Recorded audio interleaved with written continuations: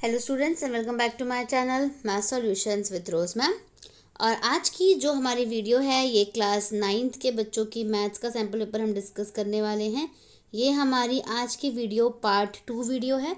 Part 1 video जो है वो मैंने ऑलरेडी अपलोड कर रखी है, जिसमें हमने 1 to 16 क्वेश्चंस जो हैं वो डन करे हैं लास्ट वीडियो में। तो पहले आपको सबसे पहले 1 to 16 क्वेश्चंस करने हैं, जिसका लिंक जो है वो मैं डिस्क्रिप्शन बॉक्स में दे दूँगी। और उसके बाद हम इस वाले जो वीडियो है हमारी, उसमें हम क्वेश्चन नंबर 17 से हम आज की हमारी वीडियो जो है वो शुरू करेंगे। मिड टर्म प्रैक्टिस पेपर हम कर रहे हैं क्लास 9th का मैथमेटिक्स का, director of education of university of Delhi. तो सीधा हम चल लेते हैं हमारे सेक्शन, देखिए ए था ये, सेक्शन 1 था पार्ट ए का। इसके बाद हम सीधा सेक्शन 2 पे चले जाते हैं। सेक्शन 2 देखिए कहाँ पर है, ये रहा सेक्शन 2 आपका, जिसमें यहाँ पर आपको क्वेश्चन नंबर 17 दिया हुआ है। तो हम इसको रीड कर लेते हैं और इस क्वेश्चन को शुरू कर लेते हैं। लेकिन बच्चों भूलिएगा मत, 1 से लेके 16 तक की वीडियो ऑलरेडी अपलोड हो चुकी है। पहले आपको वो क्वेश्चंस की प्रैक्टिस करनी है अपने मैथ्स के रजिस्टर में, उसके बाद क्वेश्चन नंबर 17 जो आज का है वो डिस्कस करना है। वीडियो को लाइक शेयर एंड चैनल को सब्सक्राइब करना मत भूलिएगा। क्वेश्चन आता है, on her birthday Srishti planned that this time she will celebrate her birthday in a small orphanage centre. Srishti ने अपने जन्मदिन पर योजना बनाई कि इस बार वह अपना जन्मदिन एक छोटे से अनाथालय में मनाएगी। She bought apples to give to children and adult living there. उसने वहाँ रहने वाले बच्चों और बड़ों को देने के लिए सेब खरीदे। She gave 2 apples to each child and 3 apples to each adult. उसने बर्थडे केक के साथ प्रत्येक बच्चे को 2 सेब और प्रत्येक बड़े को यानी वयस्क को 3 सेब दिए। She distributed total 60 apples. उसने टोटल कितने सेब बांटे? 60 सेब बांटे। ये देखिए यहाँ पर एक पिक्चर दिया हुआ है हैप्पी बर्थडे का। Based on the above information answer the following question. आपको यहाँ पर, लेकिन देखिए बेटा हर क्वेश्चन में 5 ऑप्शंस दिए हुए हैं, लेकिन आपको कोई भी 4 ऑप्शन करने हैं, लेकिन हम 5 डिस्कस करेंगे। एग्जाम की बात कर रहे हैं, एग्जाम में 4 करने हैं लेकिन कॉपी में 5 ही करने हैं। Taking the number of children as X, बच्चों की संख्या को एक्स मान लीजिए, नंबर ऑफ एडल्ट वाई मान लीजिए, और अबव सिचुएशन में आपको लीनियर इक्वेशन बनानी है। तो बेटा अगर हमने इस हम क्वेश्चन की बात करें तो क्वेश्चन में देखिए उसने 2 एप्पल दिए थे बच्चों को और 3 एप्पल दिए थे बड़ों को, और टोटल थे हमारे पास 60 एप्पल। तो बच्चे जो हैं एक्स हैं यानी 2x हो गया, और बड़े क्या हैं y यानी 3 दिए थे 3y हो गया, और टोटल हमारे पास एप्पल कितने हैं 60। तो ये वाली इक्वेशन आपको कौन सी दिख रही है? ऑप्शन बी जो है आपका करेक्ट माना जाएगा। ऑप्शन बी जो है वो इसका करेक्ट आंसर है। अब हमारे पास इक्वेशन ऑलरेडी लिख ली हमने, समीकरण लिख चुके हैं हम। यदि बच्चों की संख्या 15 है, नंबर ऑफ चिल्ड्रन 15 कर दो, तो वयस्कों की संख्या ज्ञात कीजिए यानी नंबर ऑफ अडल्ट ज्ञात करना है। एक्स की जगह 15 रख दीजिए, बच्चों की संख्या 15 रखनी है, तो वाई निकालना है। देखिए किस तरीके से निकल जाएगा ये, 15 दूनी 30 हो गया, plus 3y is equals to 60। 3y is equals to 60 में से कितना माइनस करेंगे? 30। कितना आएगा? 30 आ जाएगा। तो y की वैल्यू क्या आ गई यहाँ पे? 3y 30, और y की वैल्यू आ गई 30 अपॉन में 3, कट करेंगे तो कितनी आ जाएगी बेटा? 10। यानी ए ऑप्शन जो है वो आपका करेक्ट है 10। अब नेक्स्ट करते हैं थर्ड पार्ट। अगर वयस्कों की संख्या 12 यानी नंबर ऑफ अडल्ट 12 दे रखे हैं तो चिल्ड्रन की संख्या निकालनी है। तो अगेन हम एक इक्वेशन लिख देंगे सेम जो हमने अभी लिखी थी, हमें दे रखी थी यहाँ पर ऑप्शन में, ऊपर देख सकते हैं आप। अब x की जगह x, अब y की जगह 12 रख दीजिए इसमें। तो देखिए किस तरीके से सॉल्व हो जाएगा ये। 12 तियाँ 36, 60, 2x इज इक्वल्स टू 60 में से 36 माइनस कर दीजिए, कितना आ जाएगा? 24। तो x की वैल्यू हो गई आपकी 24 अपॉन में 2, कट करा तो कितना आ गया? 12।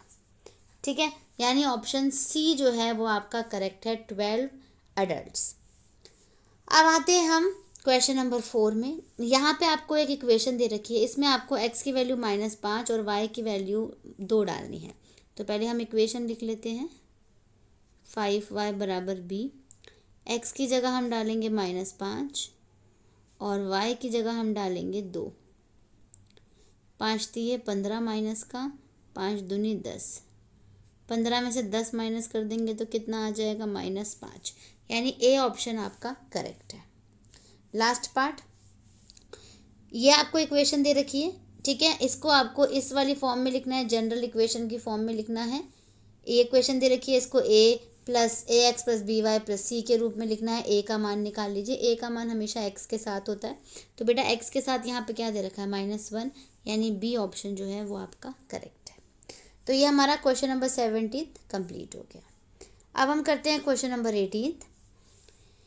A triangular park ABC has side 24। एक त्रिभुजाकार पार्क ABC की भुजाएं 24 मीटर दे रखी है, फिर 32 मीटर और फिर 40 मीटर। एक माली को इसके चारों ओर बाड़ और अंदर घास लगानी है, ठीक है। तो अंदर तो जो है पार्क के अंदर घास उगानी है इस वाले एरिया में, और यहाँ पर बाड़ लगानी है। तो एक गेट के लिए एक तरफ 3 मीटर चौड़ा स्थान छोड़ा गया है, और यहाँ पर ये जो है ना गेट है ना यहाँ पे, तो 3 मीटर यहाँ पर गेट जो है वो इसने छोड़ दिया। अब क्वेश्चन आता है यहाँ पर, उपरोक्त जानकारी के आधार पर क्वेश्चन सॉल्व कर दीजिए। तो पार्क का अर्ध परिमाप निकालना है, यानी what is the semi perimeter of the park. तो पहले तो पेरीमीटर निकालें, तभी तो सेमी पेरीमीटर निकलेगा। तो पेरीमीटर क्या निकलेगा, इन तीनों को क्या कर देंगे, ऐड कर देंगे, तभी हम सेमी पेरीमीटर निकाल पाएंगे। तो तीनों को पहले ऐड कर दीजिए, क्या आता है हमारा आंसर, देखिए 24, फिर है 32, फिर है 40, प्लस कर दीजिए, कितना हो गया 96। 96 को 2 से डिवाइड कर दीजिए, तभी हमारा सेमी पेरीमीटर निकलेगा। तो कितना आ गया आंसर, 48। यानी ऑप्शन डी जो है बेटा वो आपका करेक्ट है। 96 को किससे डिवाइड कर लिया आपने, 2 से। अब एरिया निकालना है, तो एरिया निकाल लेते हैं। देखिए एरिया भी मैं आपको इधर ही निकालना सिखा देती हूँ, फिर हम नीचे ऑप्शन पे जाएंगे। तो एस तो हमारा कितना आ गया, 48 आ गया। तो फॉर्मूला लगा देंगे बस, एस माइनस ए, एस माइनस बी और एस माइनस सी। 48 इंटू 48 में से यहाँ पे लिखेंगे हम, 48 में से क्या माइनस करना है, 24। यहाँ पर 48 में से 32 माइनस करना है, और 48 में से 40 माइनस करना है, ठीक है। 48 की जगह 48, 24 माइनस करा तो 24 आ गया, 32 माइनस करा 16 आ गया, और 40 माइनस करा 8 आ गया। अब इनके गुणनखंड बना लेते हैं, यानी फैक्टर्स बना लेते हैं। तो देखिए 48 जो है, 48 का 24 बना लीजिए, 24 फोरज़ा नहीं, 24 फोरज़ा नहीं, 24 टूज़ा बना लीजिए, और 24 ऑलरेडी लिखा हुआ है। 16 को 8 टूज़ा कर दीजिए, और 8 की जगह 8। तो देखिए 8 8 का बन गया, 2 2 का बन गया, 24 24 का बन गया। तो आंसर में बाहर हमने निकाला 24, 2 और 8, सबको मल्टीप्लाई करेंगे हम, तो हमारा आंसर आ जाएगा 384 मीटर स्क्वायर। अब हम ढूंढ लेते हैं 384 कहाँ दे रखा है हमें, देखिए बी पार्ट पे, यानी बी ऑप्शन जो है वो करेक्ट है। थर्ड देखिए, आपको कॉस्ट ऑफ प्लांटिंग निकालनी है 20 पर रुपीज़ की, यानी जो भी दर में घास लगाने की लागत निकालनी है। तो 384 एरिया निकला है ना, 384 को 20 से मल्टीप्लाई कर दीजिए, तो चौका 2 16, 7680, यानी बी ऑप्शन अगेन करेक्ट है आपका 7680 का। अब आते हैं हम क्वेश्चन नंबर 4 पे। Cost of fencing it barbed wire at the rate of 30 per metre. 30 रुपये प्रति मीटर की दर से कांटेदार बाड़ लगाने की लागत, यानी पेरीमीटर निकालना पड़ेगा इसके लिए। पहले पेरीमीटर देखिए क्या निकलेगा इसका। पेरीमीटर को हमने जब इन तीनों को प्लस किया था तो कितना आया था हमारा 96, लेकिन 96 में 3 मीटर हमें छोड़ना है ना गेट के लिए, तो 3 मीटर माइनस कर दीजिए, कितना आ जाएगा 93। तो पेरीमीटर आ गया हमारा 93। यहाँ पे 93 पेरीमीटर है, मल्टीप्लाई किससे करना है, 30 से मल्टीप्लाई करना है, तो 30 से मल्टीप्लाई कर दीजिए। जब 30 से मल्टीप्लाई करेंगे तो कितना आएगा 2790, यानी ऑप्शन सी जो है वो आपका करेक्ट है। इसके बाद आते हैं 5th पार्ट में। पार्क की सबसे छोटी भुजा पर बनाए शीर्षलंब की लंबाई क्या होगी, length of altitude drawn to the shortest side of the park will be. तो पहले तो हम चलते हैं वापस से ट्राइंगल पे। शॉर्टेस्ट साइड कौन सी है, ये। इसके ऊपर अगर हम ऑल्टीट्यूड बनाएंगे तो ऐसे बनेगा ऑल्टीट्यूड। ऑल्टीट्यूड का फॉर्मूला एरिया क्या होता है, half into B into H होता है, और एरिया आपने अभी निकाला, कितना निकाला 384, हाफ की जगह हाफ, बी जो है वो 24 हो जाएगा बेस। हाइट ही निकालनी है आपको। ये इससे कट हो गई, कितनी आ गई 12।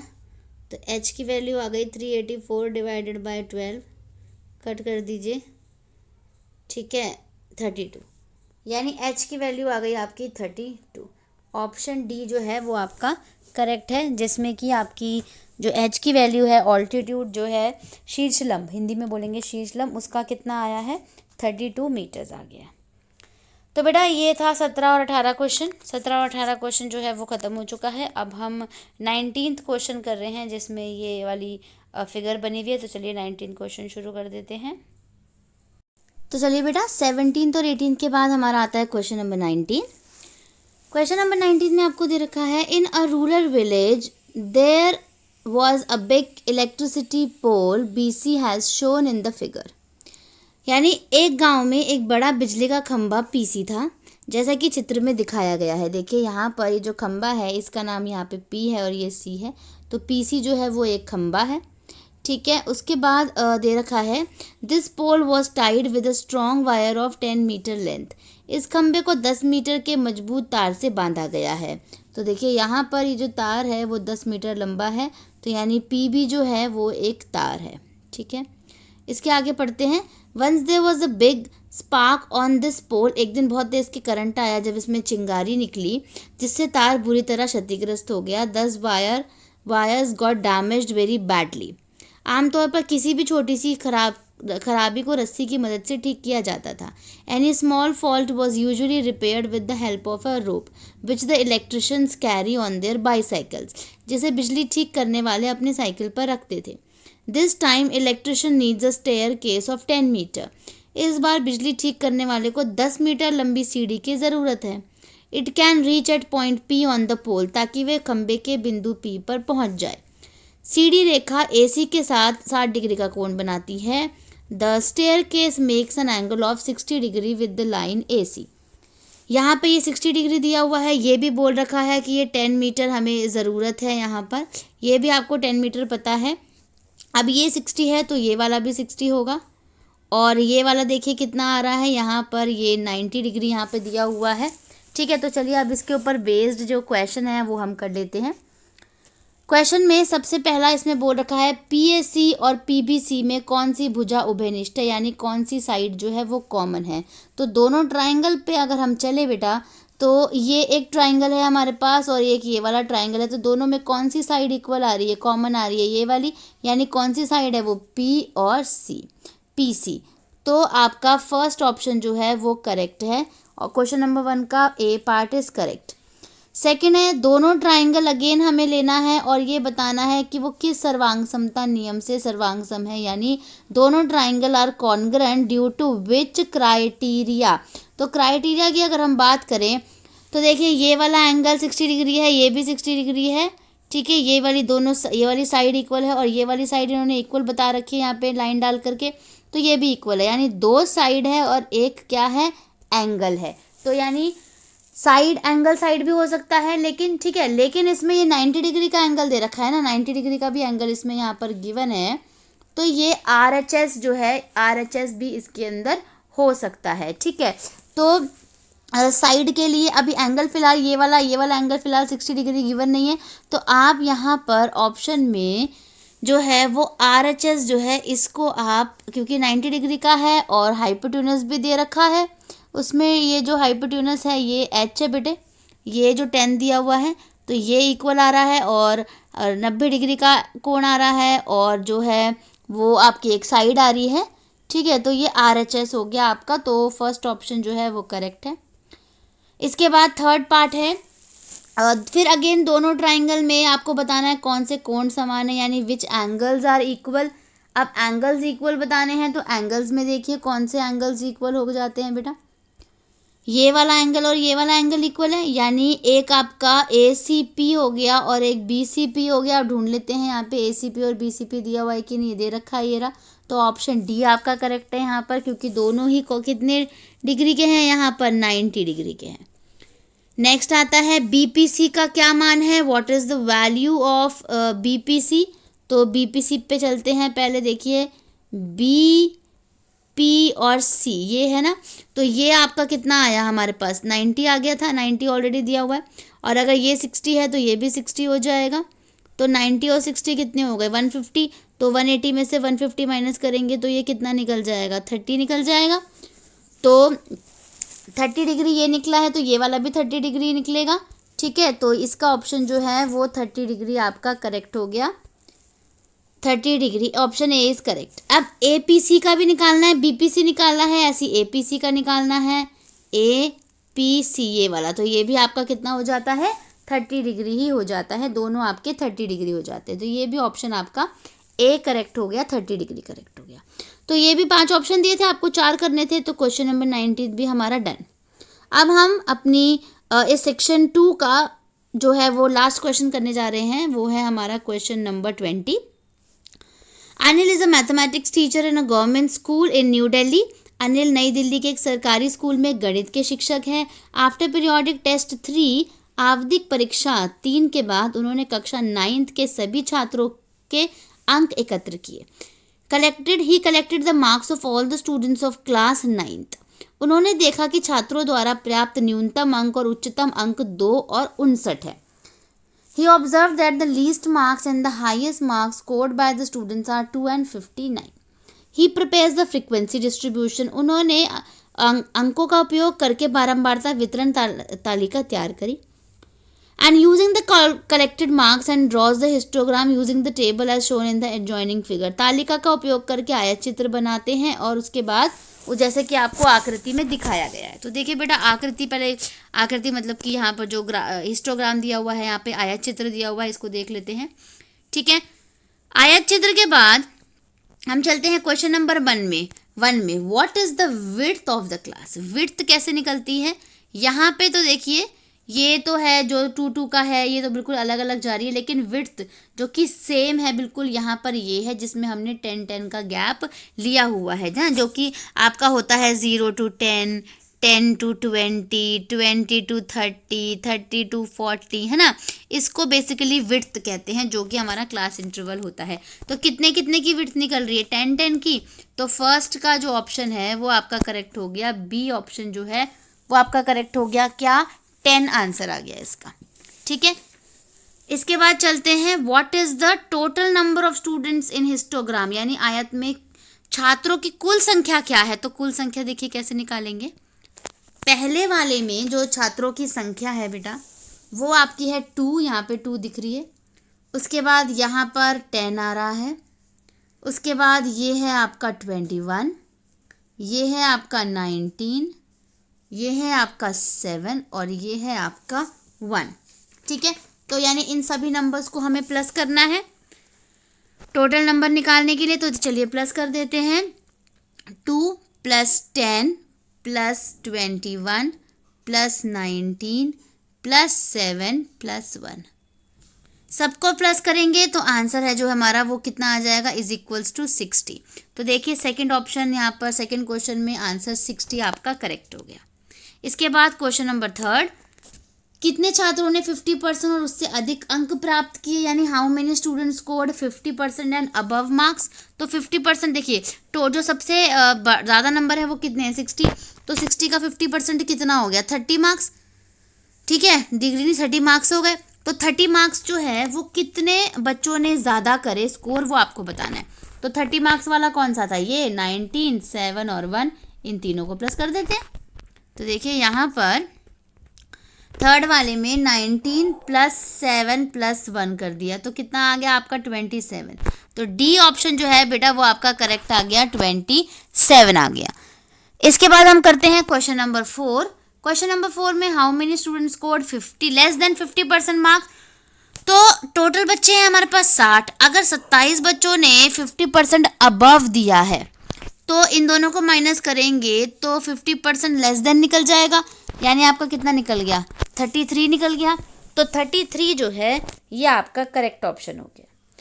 और लास्ट है इसका 5th पार्ट है what is the range of the collected marks. तो रेंज के लिए देखिए हम वापस से क्वेश्चन पे चलते हैं और यहाँ पर आपको एक सबसे कम और सबसे ज़्यादा नंबर दिया था, तो रेंज के लिए हम यही करते हैं 2 और 59 दिया हुआ है, तो 59 में से हम 2 को माइनस कर देंगे और हमारा आंसर आ जाएगा 57 आ जाएगा। तो 57 देखिए कौन सा ऑप्शन है यहाँ पर, ए ऑप्शन है। तो दैट मीन्स ए ऑप्शन जो है वो आपका करेक्ट आ गया।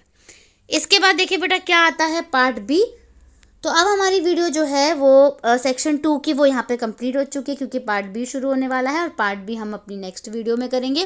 तो आप उस वीडियो को भी मत देखना भूलिएगा। और सेक्शन 1 और सेक्शन 2 दोनों ही वीडियो जो है वो आप याद से देखिएगा और इसके सारे क्वेश्चंस आपको प्रैक्टिस करनी है अपने मैथ्स के रजिस्टर में, ठीक है।